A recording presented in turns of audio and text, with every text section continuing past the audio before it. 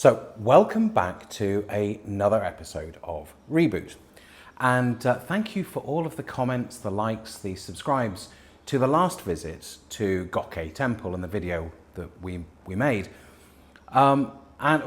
Before I dive into this video, we still have plenty of these cups available that we're giving away as a way of saying thank you for subscribing to the channel. And to enter the competition, you need to go to reboot-mylife.com and click on the enter competition link and provide, I think it's your email address. So for this vlog, I thought we would get a little bit more deep again and share some of my thoughts on a subject that's actually quite important to me. For 20 years, I've worked with leading Western brands on building and scaling a presence for them across the region. And part of that has involved identity-based marketing. So that is when you link a product to an image and then in turn to a consumer's perception of self-worth. And my views on materialism have changed significantly over the last 5 years living in Cambodia. And that's the subject for this vlog, my thoughts on materialism and how it's changing the landscape of Southeast Asia. But it's just my opinion and I'm not right. So I would appreciate any thoughts, comments and anything that you want to share in the comments box below. There was a comment made that they felt like I was lecturing, and that really is not my intention. It's just sharing my thoughts, my opinions in the hope that we can have a discussion on some of these subjects. Now for this video, I thought I would take you to West Barai, which is an artificial lake built 1,000 years ago to support local agriculture with water during the dry season. And so I thought it was a fitting backdrop to a discussion on materialism.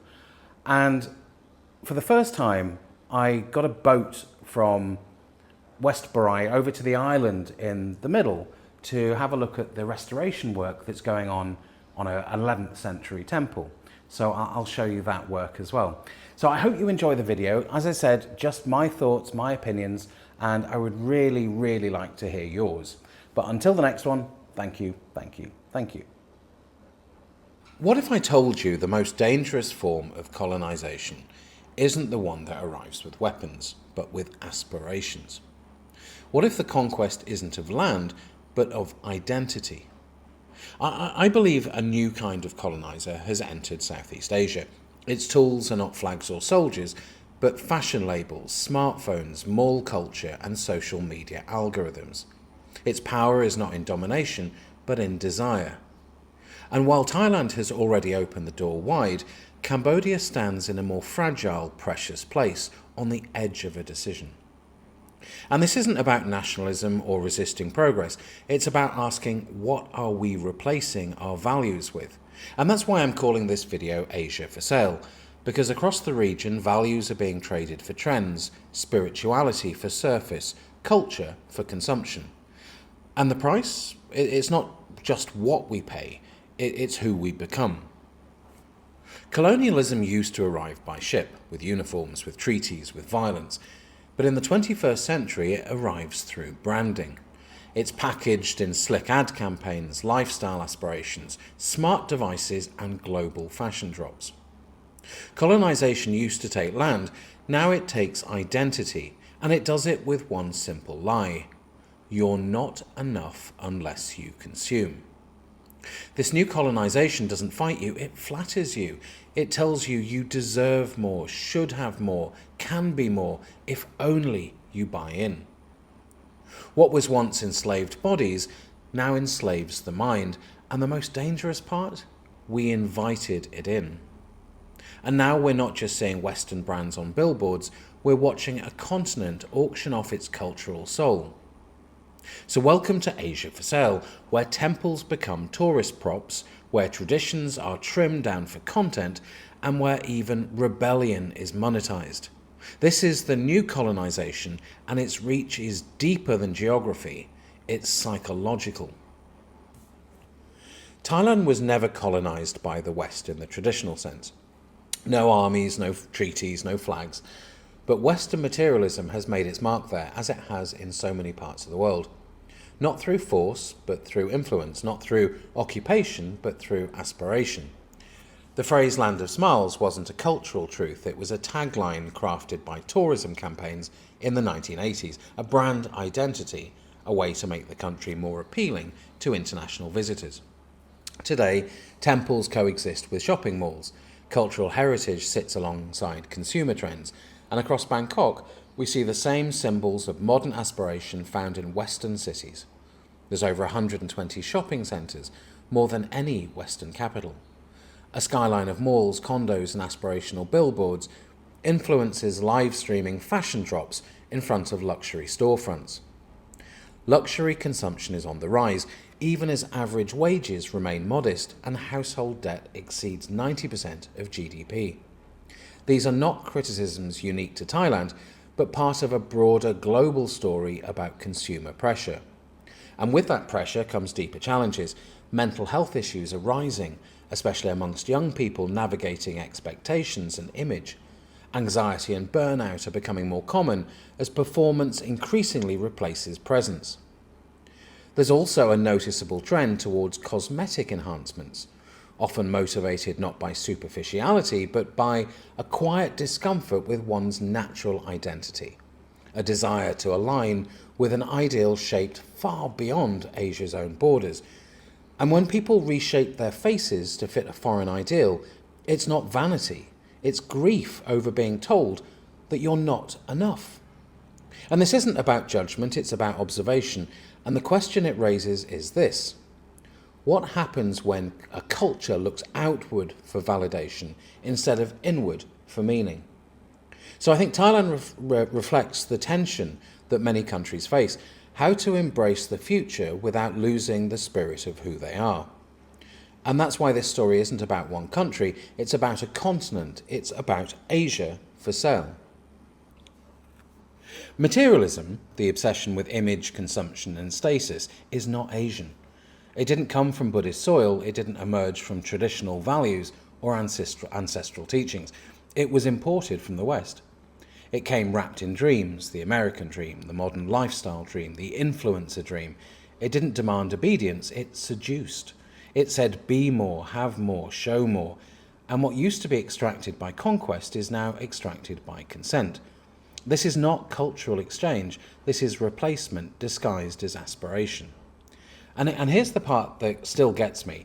We've created acronyms like FOMO, fear of missing out, to normalize emotional insecurity as a marketing strategy. I honestly don't think we're meant to live in a world where that acronym even makes sense.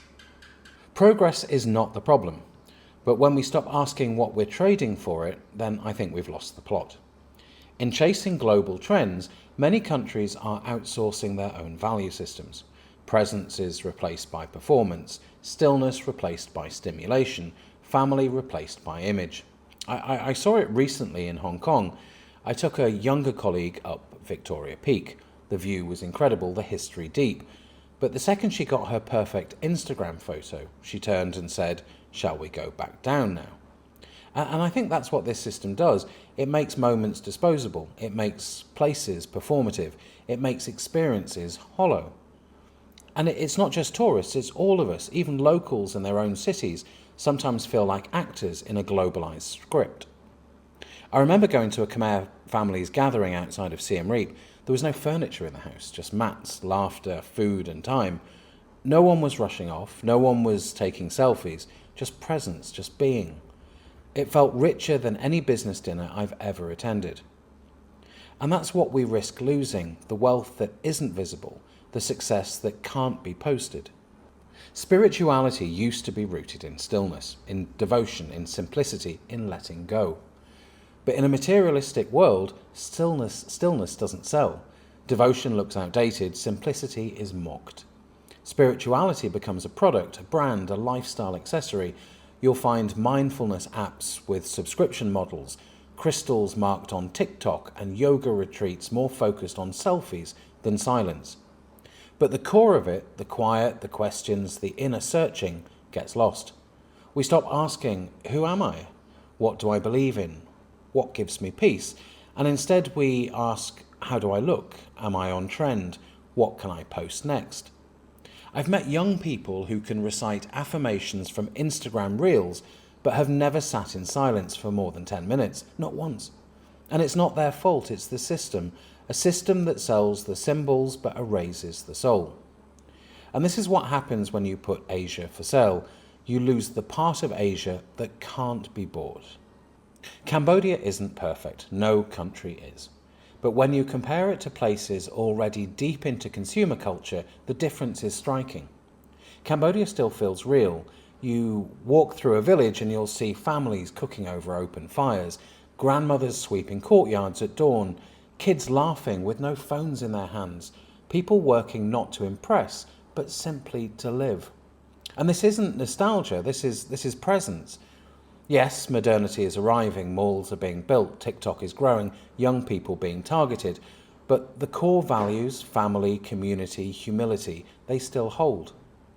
Here success isn't measured by brands, it's measured in time, in food, in togetherness. There's a cultural modesty, a hesitation to show off, a discomfort with status, and that might be Cambodia's greatest protection. But the threat is real. Billboards for loans, Western-style wedding packages, influencers mimicking Bangkok-style brand culture. So Cambodia is vulnerable because when you've struggled, the idea of more feels a little bit like rescue. But healing doesn't come from credit cards, it comes from community, from self-worth, from meaning. And Cambodia hasn't yet accepted the performance, the curtain's still closed, and the choice is still available. If there's one place in Southeast Asia that still has time to say no, or at least to say not like this, it might be here, it might be now, and that's why Cambodia is the heart of this story. Not just because it's resisting, but because it reminds us all what's worth protecting. So just to wrap up with some final thoughts, cultural colonization doesn't come with armies anymore. It comes with apps and slogans and filters. It doesn't tell you what to believe, it just distracts you from asking the question. And that's how this coloniser works. It doesn't conquer, it convinces. It doesn't oppress, it flatters you into submission. And once you start to measure your worth by what you wear or drive or post, it's already won. Thailand is living proof of what happens when a society sells its identity for a curated aesthetic. Cambodia is living proof that there's still time to choose another path. And this isn't about going backwards, it's about remembering what forward is meant to feel like. It's not found in a shopping mall, it's not defined by a screen, it's not becoming like the West, especially when the West itself is burning out on its own illusion. Cambodia still has a choice, so do we. Choose presence over performance, stillness over stimulation, enough over more. Because once authenticity is gone, it rarely returns.